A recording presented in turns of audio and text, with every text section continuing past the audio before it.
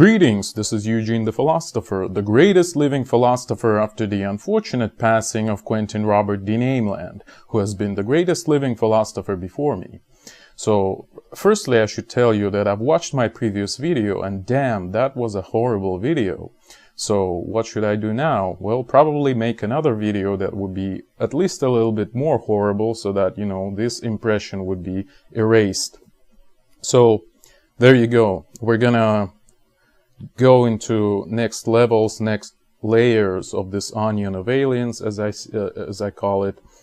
But first, I should probably kind of clean up something that has been left from the previous video. And in particular, I was pissed off that I continued to call Descartes, Descartes. So it's Descartes, okay? It's not like Rick Deckard from Blade Runner. Though the coincidence is not really a coincidence, especially if you take into account that they actually quote Descartes in this movie, you know, this I think, therefore I am, etc. Or Deckard Cain from Diablo, right? It's also probably not a coincidence that he's Deckard and also Cain, but that's another story. Oh, yes. Another thing I wanted to mention is that I've started a Facebook page, which is called Eugene the Philosopher, where not only do I announce all these videos that I put on YouTube, but also I post there translations of my old aphorisms that I've written when I was like 18 to 20 years old. So they're all written in Russian, but I translate them into English and post there. So if you're interested in that, you might look up this group. It's actually a page, technically, not a group. And another thing I wanted to mention, so I talked about supernovae at some point,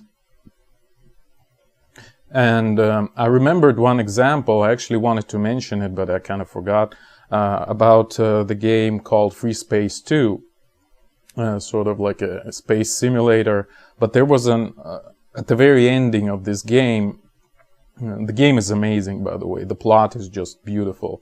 But at the very ending of it, the fleet of alien ships caused the star Capella to go supernova, and nobody knows why. And basically, since Free Space 3 hasn't got out, it wasn't even developed, we don't know to this day why they did it. And that's a perfect ending, I would say. Like, this is exactly what you would expect from aliens. So you might actually look up this ending video. It's called Capella Supernova Ending on YouTube, for example. Okay, so let's return to our aliens. So I've discussed the... Okay, well, when we're talking about the conditions for life, right, there is often this idea... Well, first of all, there's this water-based chauvinism, you know, that life should be based on water and, again, carbon polymers or whatever, but we'll forget about that. We're like free-thinking people, hopefully. So, but frequently you would encounter an idea that life arose on Earth because the conditions here were stable or the conditions were favorable. But I have a contrary view to that. I would say that actually, since life itself as a natural phenomenon seems to be quite unlikely, you know, then why do you claim that conditions should be stable? Maybe you should require the conditions to actually be super unstable, very chaotic and destructive. And in this case, the probability that something unlikely would realize itself would be higher, just because, you know, more of the options get realized over time if your system is very chaotic. So that's an interesting idea to ponder on, at least. So I would say that life actually arose on Earth, if it did, again, see my previous video, but if we assume it did, then we should say that life actually arose here despite the unfavorableness of conditions, despite all the chaos and destruction that has been going on. I can remember Stanislav Lem's Star Diaries. In Eighth Voyage, in this book, he describes this in sort of like a satirical tone. this idea that aliens might have created life on Earth, and it was like a joke, you know. This planet was completely unfit for life, but they were decided, like they were drunk or something, so they decided to create life there, etc. So there's this idea at least. But anyway, I was thinking about this poetic metaphor that only dead things don't change, you know. Things that are alive, they're in constant flux, they're constantly adapting, reconfiguring themselves, etc. So we might say that these 98% of species that I talked about in previous video that are now extinct, they wouldn't change, certainly. They're dead, like they're basically stones, bones, right? And in this regard, you might think, again, returning to what we've discussed previously, that elementary particles actually might be some sort of like a cemetery of the universe, you know. It's like the ultimate paleontological stuff, you know. Maybe this is the case, I don't know. Like, again, if we're talking about like 99% of all matter is hydrogen, and in paleontology we're talking that 98% of all species are extinct, maybe hydrogen is exactly those elements that are this matter which is extinct, sort of, you know. At least it's an interesting analogy, in my opinion. And you can say the same things about protons and neutrons in general. Oh, I'm sorry, protons and electrons. That's what I wanted to say. So, okay, we've talked about life and conditions for life, but let's now move to the ultimate layer of the onion, so to speak, which is what I've promised, this issue of intelligence or reason and consciousness and things like that. And by the way, in English, I'm not sure, like in Russian, it's pretty much one word. But in English, I don't really understand the difference between intelligence and reason. Like intelligence is probably something that you can measure, etc., etc. But anyway, my point is that I'm going to use those terms, intelligence, reason, sentience, as interchangeably. So I don't see any distinction, at least with regards to what I'm talking about. So I'll use them interchangeably. So I would say that those simple concepts, or at least those very general concepts of space and time, wouldn't be enough to talk about intelligence, and we would have to use some more like intuitive perceptions, more perhaps poetic metaphors again, or something like that. So but let's see what we have here. So I would actually say, again, on some intuitive level, like visceral almost, that intelligence is the ability, I would give such a definition, that intelligence is the ability of sort of like slowing down your instincts, like slowing them down and perhaps redirecting them, you know, kind of having this additional layer of control on top of your instincts, right? Well, something like that. And also like slowing down, and when I'm saying redirecting, basically what I'm saying is finding another route, not this kind of straightforward path of just following your instincts, but some other path, you know, a way around things, basically. So basically be able to stop and think, it is the intelligence, in my opinion.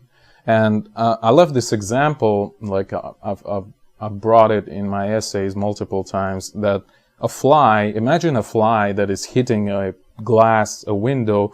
It wants to get out of the room to whatever it sees over there, but it just keeps hitting the glass over and over, and it cannot get out, right? Because it's glass, it's impenetrable for flies. So that is what is following your instincts look like when you encounter an obstacle, right? But if this fly was intelligent, again, according to my definition, it would hit the glass a few times and then stop its instincts and think, like, maybe I should find another route. Like, this doesn't seem to work, right? So it should stop and then try to go around this problem, right? Try to bypass this obstacle somehow. So this is, in essence, in my opinion, intelligence. This ability to stop your instincts and find another route. This inventive power, if you like, right? You have a problem which no one knows how to deal with, but you stop and think, and that's where another solution surfaces from, basically. And everything else is just details. And things like decision making, you know, this illusion of free will, it also follows from that, because if you just follow your instincts, everything would just kind of appear on its own, right? You don't have to do anything. But if you stop your instincts, you arrive at the necessity to make decisions, because, well, you have one instinct that says you should do that, another instinct that says you should do that, maybe whatever, you have maybe some plans, etc., and you decide what path you should choose. This is already like a consequence of stopping, right? The decision making, I mean, and free will. But before you stop, you don't have that. So anyways, and so I would say that consciousness is like an additional control loop, you know, again, this sort of like additional actor, a government, so to speak, or an operating system, you might say. Like, it's like a circuit with current, and maybe actually in literal sense. I mean, there are some research currently that works with like literally electric currents in the brain, and maybe they would be able to find some circuit that is associated with consciousness or something. At least that seems to be the most plausible way to, let's say, find a physical representation of consciousness, in my opinion, if such a thing even exists. Okay? So it's like an operating system that is kind of there, but no program is running, right? No instinct is active at the moment. So it's like when you load your computer, you have your operating system, and it kind of just sits there and waits. It waits for you to make a decision, right? So it's a good analogy, in my opinion, for consciousness and intelligence, in some sense at least. So this is sort of like a clearing, a bright clearing in this dark forest of instincts, where you can observe it, etc., etc. And those instincts, they're wild and etc. So every now and then they kind of visit this clearing and they want something from you. They demand action from you, where by you, I understand exactly this consciousness, this additional loop, additional control loop. So, and what can you do with those instincts? Well, you can probably throw them some meat to kind of satisfy them, you know, and that's what is called, you know, satisfaction of needs, basically, you know, in psychology, etc. Or you can try violence, you know, you can try to shoo them away, like make them be afraid, etc. And that's where psychoanalysis comes from. It's from this idea that if you shoo your instincts away too much, you would have problems afterwards. So you would you would sit in your bright clearing of your consciousness, but you would hear this angry howling somewhere there in this forest, right? It's because previously you've treated them badly, essentially. This is the idea of psychoanalysis. But anyway, so I would say that we might redefine, actually, the intelligence as the ability to act differently, like have a different behavior with the same input. Like the input is the same. Again, imagine a fly hitting the glass and failing over and over, but the output is different if intelligence is present, or at least it might be different. So an intelligent fly would hit the glass and hit the glass some more, but then it would stop and it would maybe fly away through a door or something, because it kind of thought, well, it doesn't seem to work, right? Let's try something else. So this is intelligence. All right. So, and as you might guess, this brings forth a colossal adaptational, how would you say it? Advantage, and possibly enable you to expand your habitat a lot. because you might think ahead. You might think, well, right now I'm kind of fed and I feel warm and it's okay, but if I go outside, it's going to be cold out there.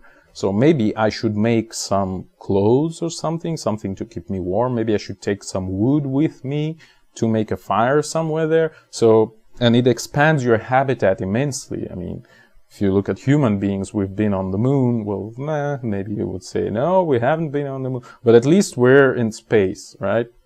At least in low Earth orbit. That's although some people doubt even that, but I don't doubt it.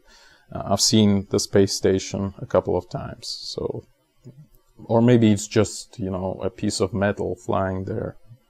I don't know. Maybe. But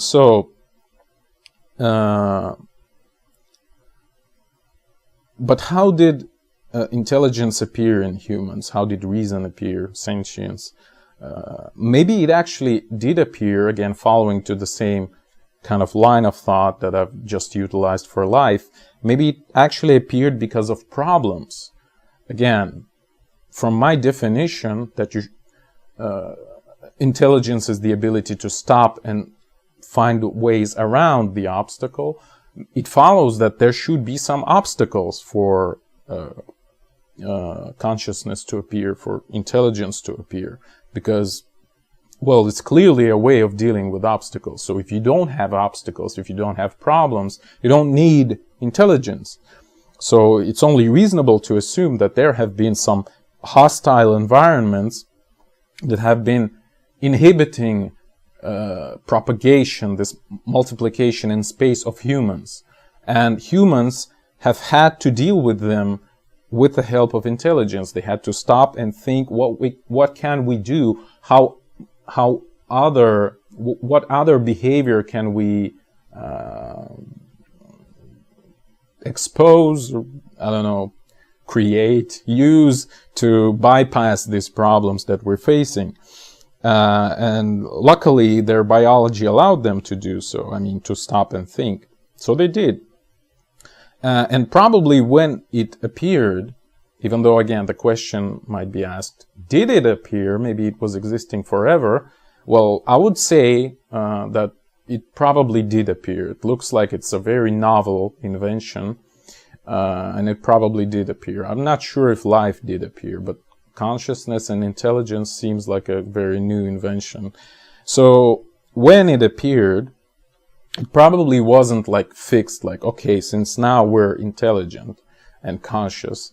I would say that more likely, in my opinion, would be that those humans would be intelligent and conscious only a small fraction of time, and perhaps not even each day. So maybe when they've encountered those problems, they were like kind of waking up, you know, and trying to deal with the problems. But when everything was okay, they kind of fell back into this sort of like half sleeping stage, you know. I actually think I saw similar ideas in Nietzsche's works, but I'm not sure about that. And yeah, so intelligence is a pretty buggy, you know. It generates errors sometimes, and it's pretty expensive. So in sense of, you know, it's actually painful to think. It's painful to be able to contain your instincts. It's much easier to just let it break loose, etc. So yeah, it's painful for human beings to think. So we don't like to do that, and it's understandable. Nobody likes to think, and we prefer to spend most of our lives sort of like on autopilot, you know, on habits and instincts, basically. So we're kind of just doing our thing until we encounter a problem. And then we kind of wake up and try to figure out the ways out, you know. So that's when intelligence really switches on, I would say.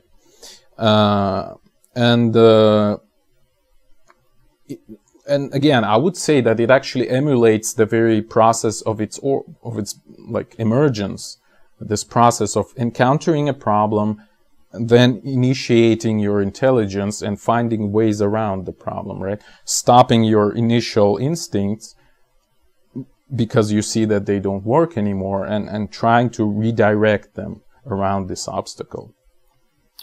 Okay, so, but how unique is our intelligence? I would say that probably we have already had, I mean, we humans, intelligent competition right here on Earth.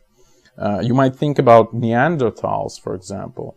There are plenty of data, for example, school size, that they have been probably more intelligent than present-day humans. And perhaps they actually died out because they were kind of too intellectual. You know, they stopped their instincts too much. And I believe I saw the same idea again in Stanislav Lem's writings, but again, I'm not sure about that. I think I did. That they were kind of too intellectual. They were like very civilized creatures in some sense. So we just killed them, right? Because we were much simpler. We were like, hey, cheerful half animals, essentially. Whereas they slowed their instincts too much.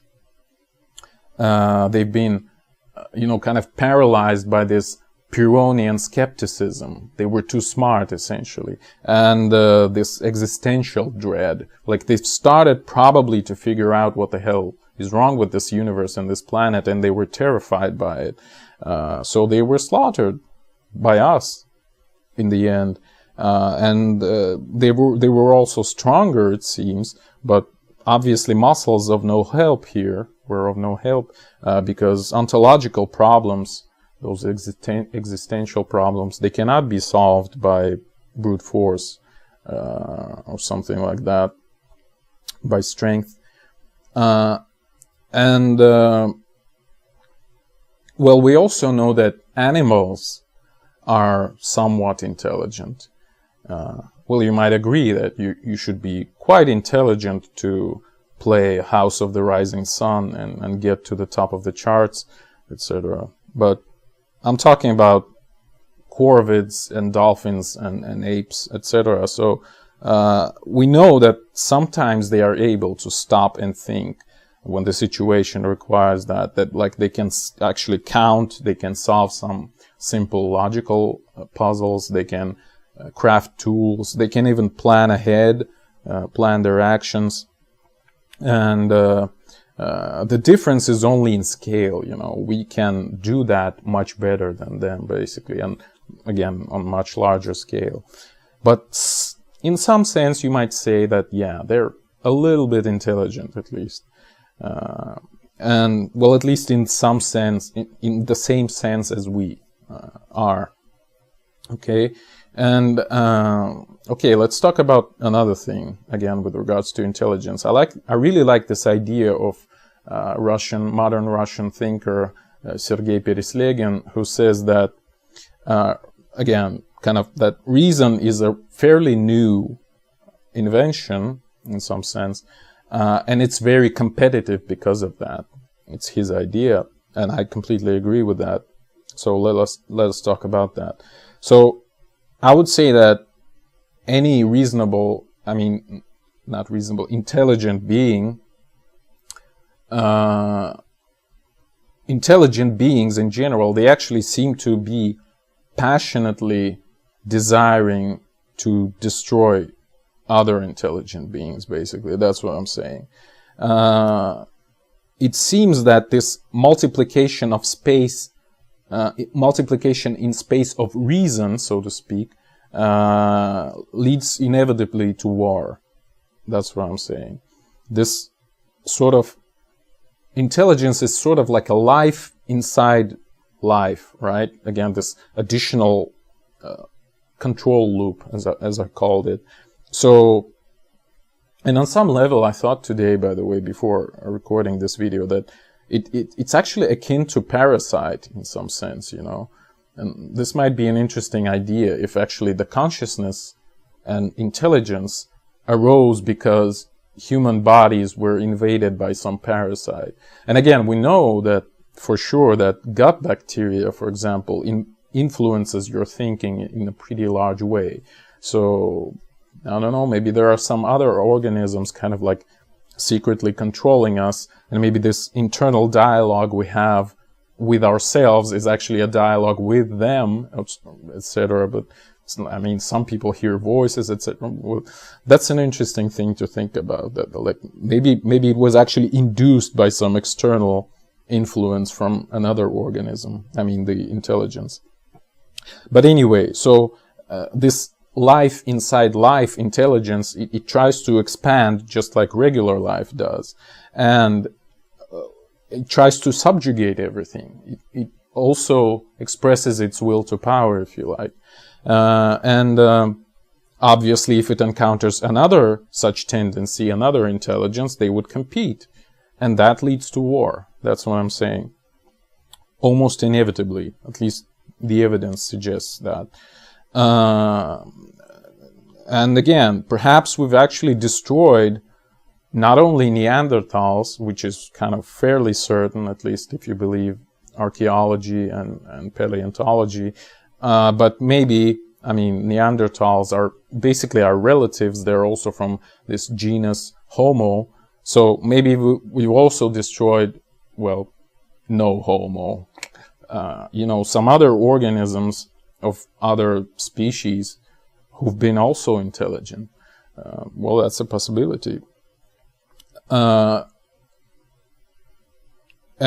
again, it's clear that wars between humans are a really frequent thing, and it's actually a normal state for human society to be at war. I mean, well, okay, we'll talk about that in a minute, but maybe what I've said about biology, that extinction is actually a normal state for species in biology, well, kind of paleontology, not really biology, but you remember that discussion probably. So as extinction is a normal state for a species, statistically speaking, then maybe war is a normal state for intelligence, for intelligent species, for reason, as it is in general. I don't know, it does seem plausible, it does seem true. And you can draw this analogy between genetic code and culture code.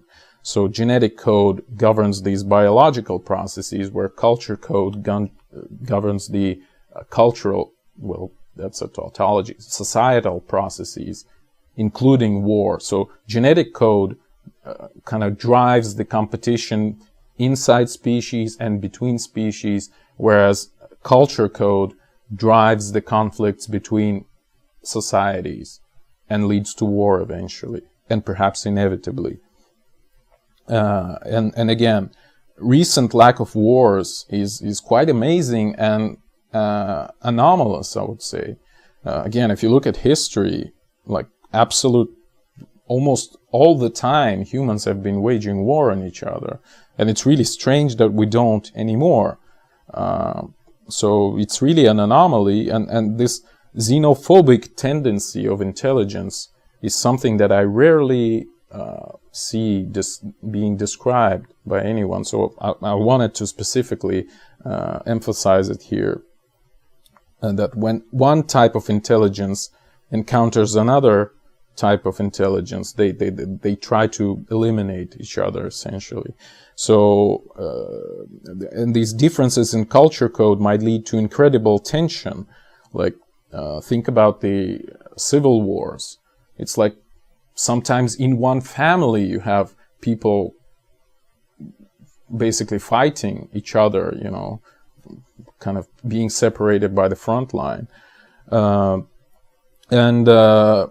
There's a quote from Ivan Turgenev, a Russian writer, who says that a man can understand everything. It's not a very exact quote because it's translation anyways. So a man can understand everything, how ether vibrates and what happens on the sun, but a man cannot understand how another man blows his nose differently than this man, So it's this inherent xenophobic tendency of intelligence, again, of culture in some sense, right? Of customs, etc. And you can probably see it in current day politics and stuff. It's really easily seen. So only through like massive recognition of liberal doctrines, we've been able to kind of fix this idea that all humans are equal, you know, and that, and again, mysteriously, those ideas were also promoted by proverbial evil white men, you know, people like John Locke, etc. I mean, they were clearly evil by saying that humans are equal, because they were white males. So maybe we should get rid of that idea, I don't know. But why did it happen? Like, how did it happen? That's a very difficult question, and I don't have an answer to it. Like, why are we not fighting anymore? That's really baffling, to be honest. But anyway, again, my point is that war is a normal state of a human society. It's perhaps not the most desirable state, but it's normal. And, well, you can, of course, counter that by saying, well, it doesn't mean, like poverty or, you know, discomfort is also normal for human society. And it is, really. So, modern day is abnormal in such a lot of ways that you can't even imagine, basically. That's what I'm saying. And some people don't like that somehow. They probably want to be poor and wage war on each other, etc., etc. So when you know, those new age types, those hippies, try to distance themselves from civilization, kind of fall back in time, well, they should be ready. And again, I haven't seen this thought be recognized anywhere else, that they should be ready to be constantly at war with each other, because that's where they're going. It's the type of society they want to restore. People who were constantly killing each other, basically. It's all the societies, literally all the human societies before like 20th century, essentially. Right? So, yeah. Perhaps some role has been played by religion here, by getting rid of wars. But that's, again, that's a very difficult question. What is the relation between religion and intelligence? It's also a very difficult question, which I am unable to answer right now. What is like the role of enlightenment? Again, for example, I like this idea, which is emphasized by Jordan Peterson and Ben Shapiro and people like that, that actually enlightenment is based on Christian ideas, right? And but they are, well, okay, that's a separate, very long discussion. But anyway, the role of religion might be very high in the lack of wars recently. That's what I'm saying, I guess. And not like religion, meaning religion right now, but all this tradition, you know, all this Christian tradition, maybe Judaic tradition, or how do you call it? That have been implanted in enlightenment in implicit form, basically. That's what I'm saying. Okay, so, and I've had this idea that in cultural disputes, weapons of mass destruction more or less play the same role as God in religion, in Christian religion in particular. Like, basically, you know, well, there's this like almost like a proverb, this saying that everyone is equal in the eyes of God, right? That's basically a fundamental idea of Christianity. Whereas you could say today that everyone is equal in the eyes of a hydrogen bomb, right? And it actually doesn't depend on your confession, your skin color, whatever. Like, it really is something that might induce some solidarity, right? We all can die if we're not going to be nice to each other. That's a good foundation to be morally responsible, let's say. And it's peculiar that this more or less universal solidarity between human beings, of course a very kind of crooked one, but still there is some solidarity, I believe, and it was established more or less in the 1950s, and since then, which is exactly the time of the development of hydrogen bomb. So maybe there is something to it, you know, that's what I'm saying. Or you might think about anarchistic US in 19th century, whereas there's this another saying that, you know, Abe Lincoln gave people freedom and Sam Colt have made them equal, basically, have equalized their chances, right? So it's the same idea.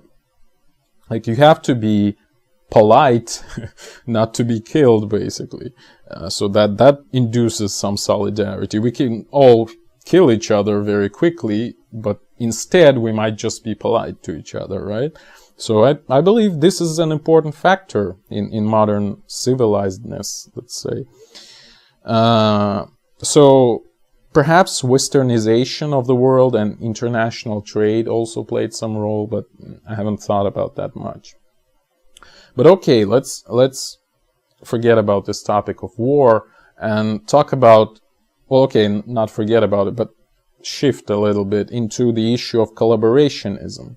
So Nietzsche has this idea that if you have one strong political party, political again in broad sense, then inevitably, it's just the way societies work, you would have another party with another agenda, like contradicting the first party, at least in some crucial points, right? So inevitably, if you have a war, there would always be people who are against the war, who would be either passively counteracting war efforts or even actively support the opponent, the opposition, the enemy. And that's what we observe in pretty much all the wars in history.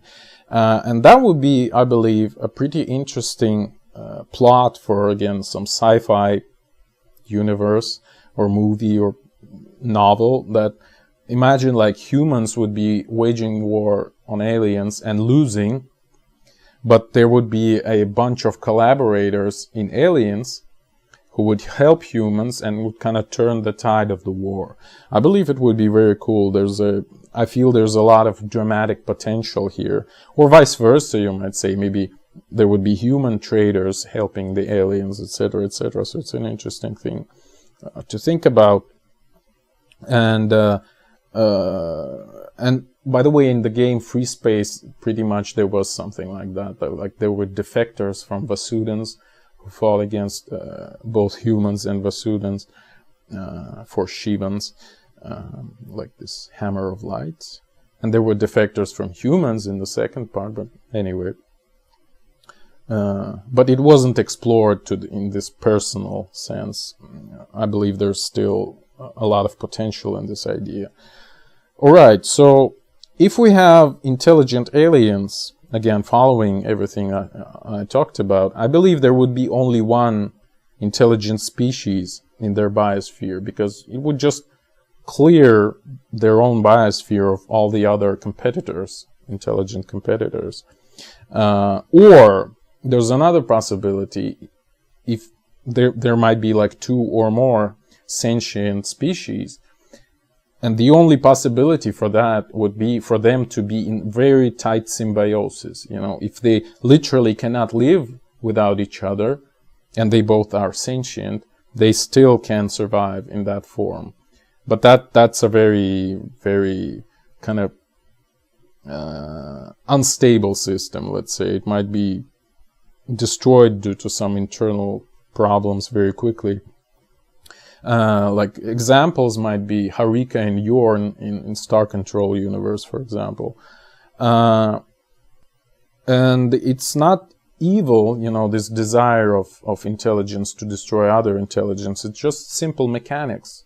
Again, as I've said, like a species, a biosphere, behaves like a gas. So this war essentially is like one gas pressing against another gas. There's no evil intent. It's just the mechanics of power. That's how world works, essentially.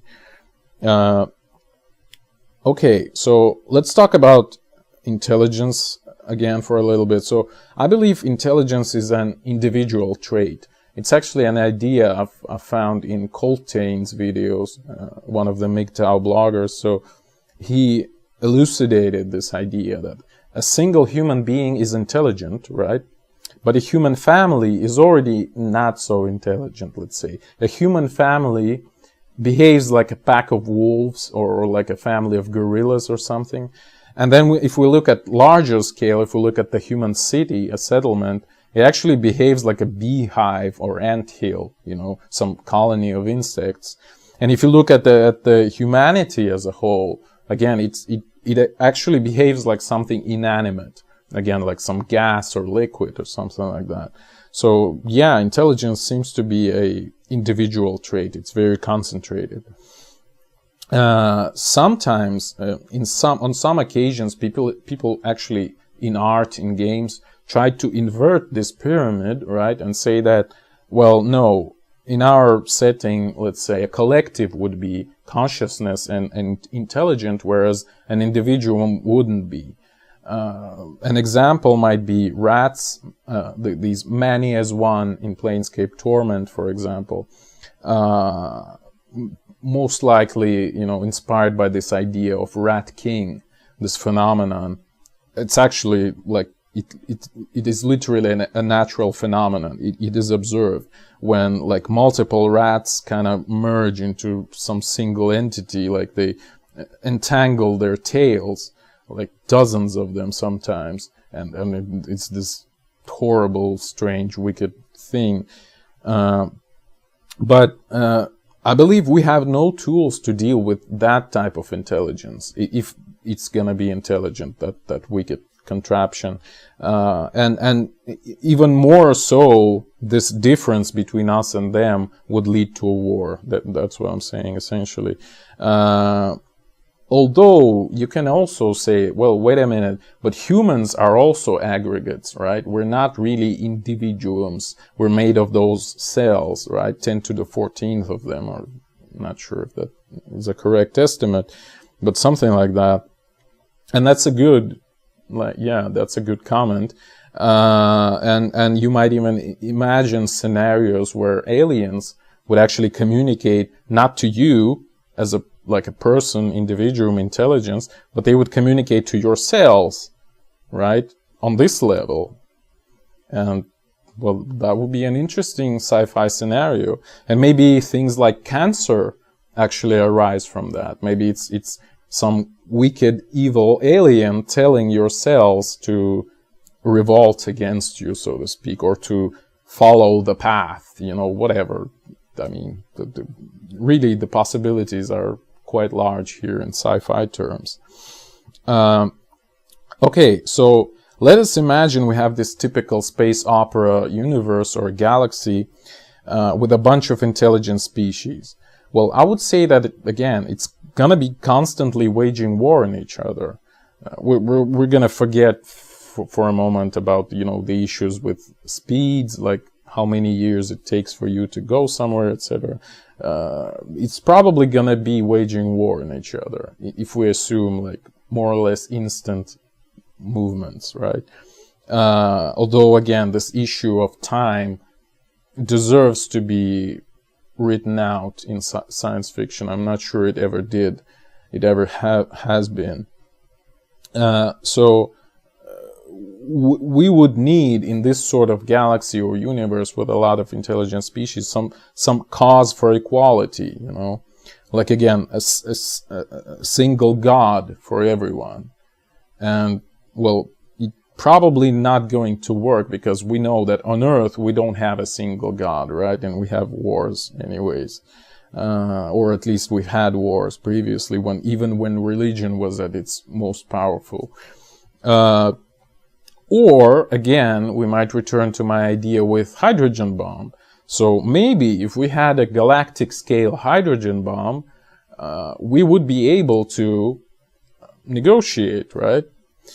And again, we return to the issue of supernovae. Maybe supernova is exactly that. It's like an atomic weapon of galactic scale, or something like that. Or we also might have peace if we would have incomparable levels of power or intelligence, right? So again, I return to the issue of monkeys and, you know, who saw her face and they're believers, or crows or dolphins. So we don't wipe them out, right? Because even though they're kind of a little bit intelligent, well, their level of power is incomparable to ours. They're really of no danger to us. But imagine if they would become super intelligent, like human level of intelligence, or even a bit more. That would be a completely different game, right? And you would perceive crows as really dangerous, and you would think like, what the hell are they planning, you know, etc. So, and it's also an interesting plot for some sci-fi novel or something, I believe. Well, Hitchcock's birds, right? Although they, well, you got the idea, hopefully. Okay, so basically, the bottom line here is that enlightenment, this enlightenment myth that reason is inherently good, this intelligence is inherently good, it's rubbish, I would say. It's both like a gift, like we can really solve problems, and it's also a curse, like we're stamped, you know, like as we see another intelligent being, we try to wipe them out because we want to be the single intelligent being. And it's really sad on some level, but again, it's good because it allows us to do a lot of stuff, basically. So we came again to this idea of war with aliens, which is where we started, if you remember, in the first video. Like the very first layer of onion was the war with aliens. So in some sense, we kind of came to this logical looping to the very beginning. Yeah, maybe it was like a four-dimensional onion, and we kind of, I don't know, somehow went to the beginning. Anyways, the space really seems to be the final frontier, and in the sense of politics too. So soon I would have to conclude this whole thing, but before that, I want to mention a couple of other things that kind of piled up so far.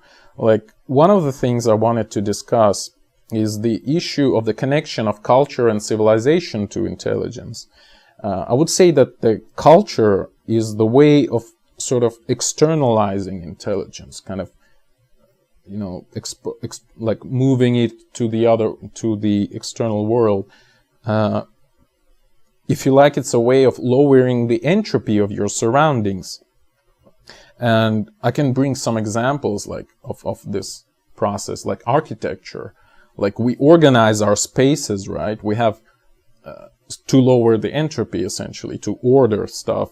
Like, we have one room to sleep and do whatever. We have another room to go to the toilet, etc. We have third room to eat. We have fourth room to have conversations with guests, etc. So we order the space around us, right? And this is what culture does in the form of architecture in this sense. And well, whatever. Or think about calendar. We order our time, right? Again, to reduce the entropy. We have not just one day is the same as the other day, but, you know, Sunday is very different from Monday, like, etc., etc. So we have this ordering in temporal sense. Like, on your birthday, you await people to give you gifts, right? So you have some expectations. So there's some culture behind that also. And they have some expectations. They want you to invite them, or they don't want you to invite, etc. So it's a way of organization of time and space and all the things you do in this world. This is what culture is. So that's lowering of entropy. It's sort of like projection of this bright clearing of consciousness into external world, trying to make the world also predictable, stable, reproducible, etc. And the same thing is with language, because language is supposed to be lowering entropy in interpersonal relationships. Again, it's supposed to make them repeatable and stable, and despite all this noise from, you know, environment, this unpredictable weather, this instincts from inside of us, etc. That's what language does. Like you tell other person and they understand you and they act accordingly. So you kind of form this ensemble, so to speak, and you are able to do that because you have language to do that. There's a certain analogy here between the culture code and genetic code, in the sense that genetic code forms biological patterns. It makes biological patterns to emerge from this archived, codified form, whereas culture code makes patterns of ideas to emerge, like what should we do, how we should behave, like, etc., etc. So it's a really strong analogy, I believe. And I think that aliens would need that too, to build any kind of collective, to organize themselves. They would need to build some culture, or of some sort at least. Of course, it would probably be very different from our culture, but it might be some culture. Like they might behave in a certain way, in some ordered way, etc. They might, again, organize their habitats in some way. But unfortunately, we don't know which exact way, but anyways. There's another important issue I wanted to discuss, and that's the detection of intelligence. Like, how would we know that something is intelligent? Now, so far, people in AI research artificial intelligence, they've only came up with this so-called Turing test. You know, Alan Turing invented this idea that basically, if you can talk to a robot, a computer, or whatever, and you would not be able to distinguish them from a human, it means that this is artificial intelligence. But you probably can see like a lot of downfalls in this idea. Like, first of all, it's very subjective, right? It doesn't have any objective criteria. It's just that you subjectively think, well, it looks like a human. I mean, it behaves like a human. It like plays chess like a human, or in case of chatbots, it like speaks like a human or whatever. But there are no objective criteria. You cannot like scientifically determine, well, okay, that's definitely a product of intelligence and not algorithms or whatever. So it's a big problem, I would say. We don't really understand what we're dealing with in terms of intelligence, because we have no criteria for intelligence. That's what I'm saying, with clear, you know, conditions for its existence, with clear understanding of its origins, where it arose from, etc. And if we're talking about origins, we can also ask a question, well, if intelligence actually appeared, which I believe it did, but I'm not sure, of course, this might be criticized. Well, it probably might also disappear, you know? And it's an interesting question, like, who guarantees that humans would be intelligent always? Like, our current culture really supports that. Like it's pretty complicated. So in order to navigate through all that, you have to be constantly very intelligent, because there are obstacles in society here and there that you have to invoke your intelligence to bypass every now and then, right? But it's not guaranteed that it's gonna continue forever, or if we're gonna, well, okay, that's a very long discussion. So how to construct any analog of Turing test for aliens? I don't know. Maybe we have to invoke this idea that I've discussed previously, that we have to provide them the same input and see if they change their behavior. If they do, they're probably intelligent, right? It's not this fly that hits the glass. It's the fly that decided to bypass it somehow through the door or whatever. So yeah, that's one possibility that I can see here. And with regards to AI, I would add that, again, in my definition, well, it's not really a strict definition, of course, but what I understand by intelligence, it's again this stopping and looking for ways around the obstacle, right? So, but in order to stop your instincts, you at least have to go somewhere initially, right? So my idea is that reason is not possible, intelligence is not possible in inanimate objects. In inanimate objects, at best you can realize some programs, like in classical algorithms, or you can like pound the available information into this pseudo-creative mush, which neural networks do, for example, but you cannot make them think, right? Because, again, in order to think, like, for it to think, there should be it, you know? It should be a single entity and not just an assembly of parts. And it should be, I think, animate. It should be able to define context, for example. Like any new data should be placed in a proper context for it, not for us humans. And it should be able to distinguish between important and unimportant.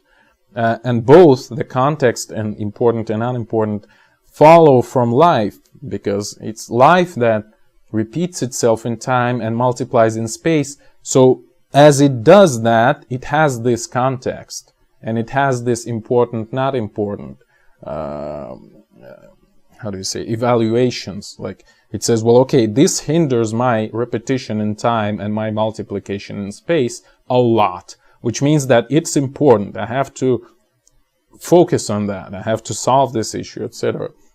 But if you don't have this impetus, you know, this momentum of repetition and multiplication, then you cannot have an understanding of meaning, context, and importance, basically. That's what I'm saying. Or will to power, you know, as you try to expand, like you have this tendency, and you have your values, which arise from this tendency, which show you how exactly you should act and what you should avoid, what you should strive for, etc., in order to expand more successfully. So if you don't expand, then, well, you wouldn't have any, well, okay, I've already ruminated on that enough. One interesting thing I want to mention, well, hopefully interesting, is that I believe individuality is actually not resides inside individuum, or at least an individual consciousness. I would say that life in this sense, even of a life of an intelligent being, is like a relay race, where you kind of receive this baton from previous generations, and your task is to, again, repeat in time and multiply in space, kind of pass it on to the next runner. So in some sense, your life is just one chain, one link in this chain, kind of one ring in this chainmail of life, including the life of your ancestors and your descendants, right? You're only one link, and this whole thing, this whole line of inheritance, it's actually present in your judgments. So you're not making your judgments alone in this sense, right? In this sense, I'm saying that individuum is not the center, not necessarily, at least, the center of decision making, and etc. So and even if you look at this, well, basically, again, this machinery of intelligence is very new, I believe. So it leads to errors in this process of relaying, right? But those errors are never intentional. You know, even the ugliest of villains, they always think they're doing the right thing. And probably they're doing that honestly. Like, I honestly think if I kill a lot of people, the world would be better. It's like a horrible way to see the world, but it's possible for someone to think like that, right? Or individualists, you know, people who kind of very egoistically try to make their own life as better as possible. They're also thinking that in doing that, they're actually benefiting, well, something, like some idea or humanity or whatever, something. They might think, well, if everyone would be doing the same that I'm doing, everyone would be happy, etc. And this idea of servitude to some external agency, I would say it's more prominent in men, and this whole asymmetry, like a man has his center of individuality outside of him, so he should kind of strive to achieve, strive to whatever, well, okay, I've already discussed a lot of that in my video about gender, that males actually represent like the periphery of the population. They're like this white of an egg, and they represent the interactions with environment. They acquire resources from environment. They interact with other populations, with men from other populations. They determine the directions for growth, etc. And they also take most of the damage from environment, essentially. Whereas females represent the kind of like the core of population, like this yolk of an egg, right? And so they're more about conservation. They're more about, in women, actually, individuality is closer to them, right? In men, it's absolutely removed. A man has no value on his own, right? His individuality is somewhere else. He should strive to acquire it. He should strive to achieve something. Whereas in women, it's much closer to them, and that's why perhaps they're, on average, more idle, more kind of narcissistic, and not very striving to achieve anything. So they're not very successful in trades, especially in any kind of complex interactions with the world, like philosophy, art, science. Again, that's the male prerogative, right? Or achievement, again, which is the male prerogative, like sports, politics, and even warfare, etc., etc. But again, if you watch my video about gender, it would be understandable. It's really clear. There's nothing mysterious about that.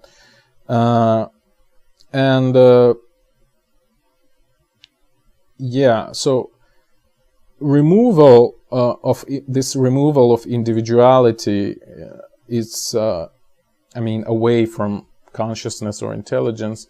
The video is going to disappear right now, I believe, in the next minute or two. So this removal, it corresponds to this self-sacrifice. And again, males are very expert in that area, so to speak. So this heroic death or suicide to escape, disgrace or dishonor or failure. Again, suicide after the divorce is a classical thing for a man, or breaking up. Whereas, and again, the whole issue of suicide, why men commit suicide much more frequently than women, it's again because they don't have internal value. At least they don't feel they do, right? Whereas women are more self-centered inherently. And it's life as it is. Suicide is also a manifestation of life. Again, it's not only you, but it's the whole family, if you like, speaking through you. So, and this is where this idea of self-preservation fails, this classical evolutionary biology that says that, well, the final goal, the aim of you is to self-preserve. Well, unfortunately, it cannot explain suicide or this heroic self-sacrifice, which we observe like everywhere. So this is a failure of an idea, this idea of self-preservation, self-conservation. It's not what life does. Life strives to repeat itself and multiply itself and have as much power as possible. And it explains suicide too, because, well, you might think, well, what I have right now, what I am right now, is not deserving to be repeated or multiplied. So I might just as well kill myself, right? And that would be, in this sense, you might actually acquire more power than otherwise, than living in shame and poverty, etc., and dishonor and disgrace. You might say, well, I'm actually, I'm actually a very strong and very honorable human being, so I cannot tolerate what I have become, so I should kill myself. So, yeah. even though you would lose all chances in sense of you actually directly negate self-preservation, but maybe you can acquire more power. So the idea of will to power, again, well, okay, I've rambled enough about that. And again, Scientologists also say that death is like the ultimate suffering, so they also suck and don't understand life at all. So these, okay, let me take a minute to talk about these hypothetical beasts, you know, like this 52 hertz whale or Nessie or Bigfoot. So I believe that if they are represented by individual organisms, they're also probably already dead, even if they existed, because again, without some sort of density of population, you cannot survive. However long-lived you would be, I mean, you can just be hit by an occasional rock falling from some cliff and you'll just die. So, and after all, like, on their own, as a single entities, they have no meaning, you know. Again, if the meaning of life is repetition and multiplication, they have no meaning on their own because they cannot repeat or multiply. Well, they can repeat for some time until they would die, but they cannot multiply. So, yeah, they're probably dead already, even if they existed. Or they're going to be dead very soon. And, well, all right. And probably one last thing before the conclusions that I would like to mention is that when I mentioned that the intelligence might have arose due to this hostile environment, I would like to mention these ideas of electric universe, plasma universe, that emphasize the possibility of astronomical events in recent past, like how recent, maybe like tens of thousands of years ago, maybe thousands of years ago even. So some cosmic catastrophes that might have actually provoked the appearance of consciousness, like what Velikovsky talked about, Venus approaching Earth or Mars, or what Thomas Gold talks about, the extreme solar eruptions, coronal mass ejections provoking huge electric currents to run through the planet and cause all kinds of trouble, etc., etc. So this might have been some obstacle that we need intelligence to bypass, you know. So it might have provoked the appearance of intelligence, these catastrophes, I mean. That would explain, you know, a lot of info from archaeology, from symbolism, from mythology. See my video about mythology. And again, we know that, and perhaps it actually have led to the appearance of language itself, etc., etc. We know, for example, that so-called Schultz star have approached solar system to the distances of about 50,000 astronomical units, like roughly 70,000 years ago. And that might be something that provoked, you know, our consciousness to emerge, etc., etc. So there are many fancy ideas of that sort. But let us go to the conclusions finally. So I'm trying to wrap up this long series of videos, which, yeah, it was kind of a drag to make, to be honest. But anyway, so first thing that we, I guess, learned from all that, hopefully, is that life, in my definition at least, is the process that repeats itself in time and multiplies in space.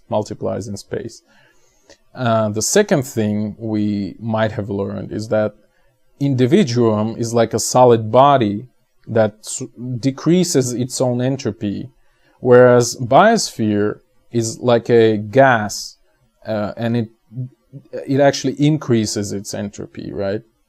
And it all follows from my definition of life, both this Schrodinger's approach to life and constructivist's notion about the increase of entropy of biosphere.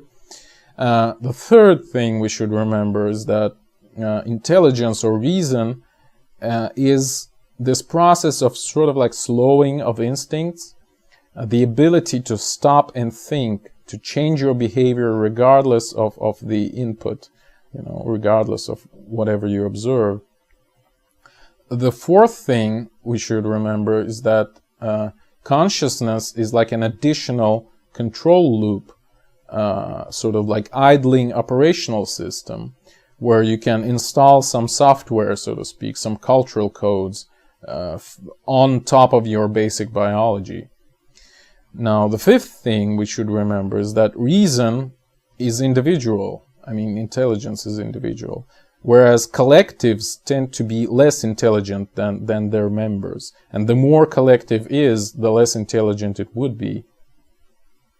The sixth thing we should remember is that individuality is not concentrated in consciousness.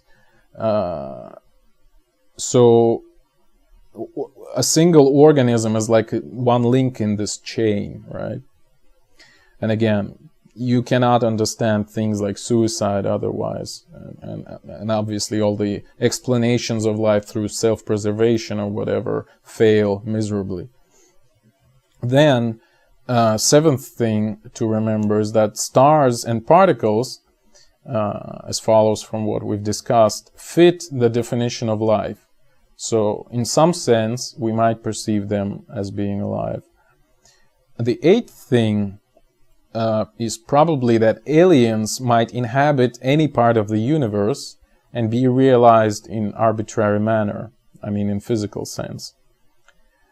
They might have arbitrary size, arbitrary like biochemistry or whatever, etc., etc. Ninth thing is that alien biosphere probably, most likely, would be at least as diverse as Earth's biosphere. Or at least, let's say, it would have a comparable level of diversity. It would be really stupid to only expect to see a couple of species there and not more. Then the 10th thing is that alien biosphere would probably only have one intelligent species, or a couple or more, which would be in very, very tight symbiosis. So they would literally be unable to live without each other. So that would be the only reason they wouldn't wipe each other out, basically. Then 11th thing is that aliens would have only one or two genders and not more. Again, see my previous video. 12th thing, or my video about gender. 12th thing is that war with aliens is probably inevitable if they would be intelligent. Unless one possibility is that quick mutual destruction is possible. See my segment about galactic scale hydrogen bomb. Or if levels of our intelligence and power with those aliens would be incomparable. So in this sense, in this case, war is also maybe avoided. Then the 13th thing is that civilization or culture of aliens would most likely be incomprehensible and very hostile to us. So perhaps we wouldn't even be able to recognize it as such. And I remember this cool movie. It was supposed to be cool, but they've cut all the, fancy scenes out of there, if you know what I mean. So Event Horizon, this sort of like a space horror. So I think we should, and it fascinated me. I mean, the idea is just brilliant there. That with all these wormholes, you have like pure chaos and people go mad in there and they have all kinds of encounters with weird stuff. So basically, I would expect the same reaction as for people in this movie on this hyperspace or whatever, the same reaction to the alien culture in any decent human being. So yeah. Or again, once I read, like this series of videos is actually based on my series of essays, which I've written in October of last year. But like literally a couple of weeks after I did that, I read H.P. Lovecraft. He has this short story, which is called From Beyond. And he has a lot of very similar ideas to what I bring forth here. And it was kind of like a very unfortunate for me to learn that he actually said the same things like 100 years before me. But anyway, so let's try to slowly wrap this up. So unfortunately, we haven't been able to find like the perfect alien. And like probably this whole discussion was full of banalities and truisms, but hopefully along the way we've been able to discuss some interesting possibilities, some important questions, and I wish to add probably one important thing in the end here is that the problem of life, and alien life in particular, and I firmly believe that, is not a scientific problem. And I would repeat that because it's important. The problem of life is not a scientific problem, because science don't work with unique individual phenomena. And life, as we know it, only exists in singular form. It's earthly life. So it's a unique phenomenon at this point. Whereas science needs some dependency, some statistics, you know, some correlation at least to establish laws. That's what science does. Whereas we only have one data point at the moment. We only know of earthly life. So science would have no idea about any other types of life that might be possible in the universe. And science doesn't have any idea of difference between animate and inanimate matter. Again, because we only have one instance of animate matter, which is earthly life. Again, stars or particles might be forms of life, and science would probably never recognize that with its current approach, I mean. And as a scientist, of course, it kind of saddens me, but as a philosopher, I'm kind of gloatingly rub my hands, you know, like, hey, hey, hey, hey.